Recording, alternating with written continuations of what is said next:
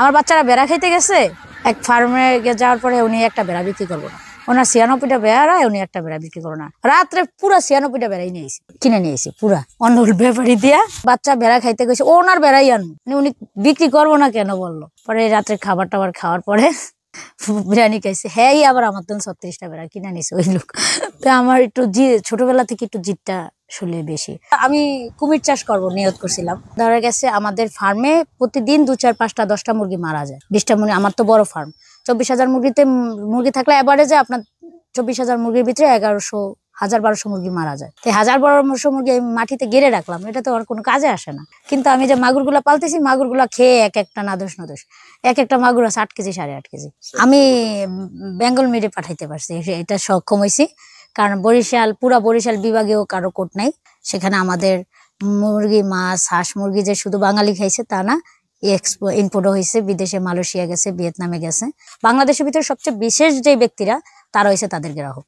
আর আমি হয়েছি বেঙ্গল মিটের সেলার, আমার থেকে কিনে নেয়, আবার তারাও আবার সেলস করে। সবচেয়ে বিশেষ পার্সন, মানে এ গ্রেড মাল ছাড়া তাদের কাছে যাবেন, একটা পশম থাকলে ওই মালটা রিজেক্ট করে দেয়। আমি নিজে বাড়ি করছি, ওই বাড়িতে আমি থাকতেছি, এর চেয়ে বড় শান্তি আর কি হতে পারে। মানে আমায় যাতে কেউ না বলতে পারে যে এটা তোমার বাবার বাড়ি, এটা তোমার শ্বশুর বাড়ি। মেয়েরা কিন্তু অবহেলিত, একটা কথাই বলে এই বাপের বাড়ি চলে যা, আর বাপের বাড়ি বেশি দিন থাকলে তো শ্বশুর বাড়ি চলে যা। মানে এই সেন্টেন্স যেন কেউ আমাকে না বলে, আমি নিজের পরিচয় বাঁচতে চাই। আমার প্রত্যেকটা পারপাসে আমার ম্যানেজার আছে, আমি জাস্ট ওদেরকে মনিটরিং করি। গাড়িটা থাকাতে একটা সুবিধা হয়েছে কি, গাড়িটা দিয়ে খুব দ্রুত সবগুলা জায়গায় যাওয়া যায়। যা আমার এই 8টা প্রতিষ্ঠানে আমি প্রতিদিন মুভ করতে পারি। এর ভিতরে খামার প্রজেক্ট আছে 2টা, দুলারহাট অফিস আছে 3টা, চরপেশনে 2টা অফিস আছে, একটা হাউজিং প্রকল্প আছে, আবার একটা শোরুম আছে, আবার আপনার দক্ষিণ এশিয়া 2টা অফিস আছে। এই সবগুলো অফিস আমি একদিনে মুভ করা আমার পক্ষে সম্ভব।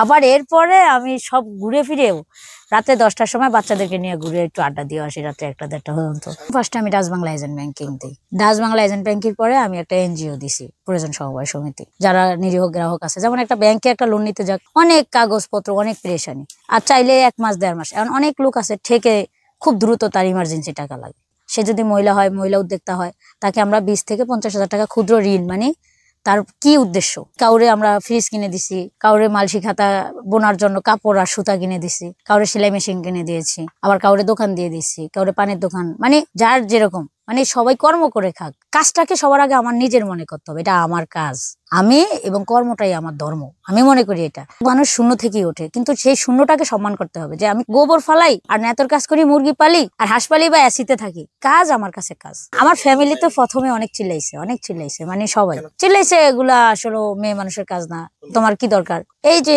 আপনার হাঁস মুরগি গরু ছাগল এগুলা হ্যাঁ গন্ধ টন্ধ, আর এগুলো অনেক পরিশ্রমী, তুমি মেয়ে মানুষের এগুলাতে কেন যাচ্ছ? তা আমি বলছি না, আমি একটা কিছু দেখাবো। আমাদের গ্রামের মেয়েরা একটু ইন্টার পাস করলে বাবার দিকে তাকিয়ে থাকে, বাবা ঘুষ দিবে একটা চাকরি করবো, বা চাকরির দিকেই তাকিয়ে থাকে যে একটা চাকরি করে খাওয়া লাগবে। সে 100 মুরগি হলেও পেলে খেতে পারে। আমি পিকেএসপি ট্রেনার, ওরা প্রতিদিন আমার খামারে প্রতি মাসে একবার এসে আমার কাছ থেকে ট্রেনিং নিয়ে যায়, বিনা পারিশ্রমিকে আমি তাদেরকে ট্রেনিংটা দিই। এখান থেকে মিনিমাম 1 থেকে 150 মহিলা উদ্যোক্তা হয়েছে। কেউ সেলাই কাজ আগ্রহ, কেউ আপনার কাপড়ের দোকান দিছে বাড়িতে। আমি সিজনটা বুঝি যে কোন সিজনে কি পালতে হবে, আর এটা বোঝার জন্য আমার লস দেওয়া লাগছে, 18 লাখ টাকা লস দিছি। আমার কথা হচ্ছে, আমি যদি খামার দিয়ে অভিজ্ঞতা নেওয়ার জন্য 1 কোটি টাকা লস হয়ে যায়, তাতেও আমি লাভবান। আমাদের দেশে কৃষি সম্পর্কে জানার জন্য ভিয়েতনাম ট্রেনিং করার জন্য যায়, কোটি টাকা ব্যয় করে একটা সার্টিফিকেট নিয়ে আসে। সে যে সার্টিফিকেট আনে, সে কিন্তু হাতে কলমে শিক্ষাটা পায় না, আর আমি টাকা ব্যয় করে ফুল হাতে কলমে শিখতে পারলাম। এখানে আমি সময় না দিতে পারলে একটা লোক কর্মচারী দেখা গেছে একটু 19-20 হয়েছে, আমার সব শেষ। এখানে কিন্তু অনেকেই বুঝে না, মনে করে একটু পরিমাণ বেশি পড়ে গেছে, কি হয়েছে, এগুলো প্রাণ খুব ছোট। আমার একবার ডাক্তার আসছে, 8,000 মুরগি রানী খেতে আসছে, ডাক্তারে কইছে সম্ভব না। হ্যাঁ, আমি জানি যে তুতিয়া মরণ ব্যাধি সব রোগের, এই তুতিয়া খাওয়াইছি, 1 রাতে 1700 মুরগি মারা গেছে। আর আমি তো চিল্লাই যে কি ট্রিটমেন্ট দিছে, মুরগি মারা গেছে। ব্যবসা করতে হলে কলিজা বড় লাগে, সে মেয়ে হোক আর ছেলে হোক। আপনার ব্যবসায়ী হতে হলে আপনার কলিজা বড় লাগবে। আমার পার মান্থলি ব্যয় আছে 4 থেকে 4.5 লাখ টাকা। তাহলে আমার কয় টাকা আয় করা লাগবে এই ব্যয়টা করার জন্য? তাহলে আমি যদি আমার 5,80,000 টাকা আসে শুধু শ্রমিক বিল, এবার বোনাস সহ 8,84,000 টাকা আসছে, যদি আমি ভয়ে তাই আল্লাহ লাভ হলো কি হলো না, তাহলে তো ব্যবসা করতে পারবো না। একটা বিয়েতে আমার কিছু গোলাপ লাগতো, কাঁচা ফুল নেই, সে আমাকে বলতেছে 2 দিন আগে অর্ডার দিতে হবে, তারপর টাকা থেকে এনে আমাকে দিবে। এখানে কাঁচা গোলাপের চাষ হয় না। এই গোলাপ আনার জন্য আমি যশোর গেছি, ইনস্ট্যান্টই আমি গাড়ি নিয়ে বেরিয়ে গেছি। আমার আবার একটু ঘোরার খুব শখ, সেদিনই কোনো কথাবার্তা নেই। ওই দিন চারা ব্যাগ ডালা নিয়ে আইছি 12টা, মানে 12টা গাছের লগে তো 24টা ফুল ছিল। ওই কাজ তো সারা গেছে আমার। এবং অর্ডার দিয়ে 1 গাড়ি অর্ডার দিয়ে আসছি 1,82,000 টাকার ফুলের চারা, সব আইটেম ফুল। পাই নাই বিদে আমি নিজে চাষ করে নিছি, পামু না বলতে কোনো শব্দ নাই।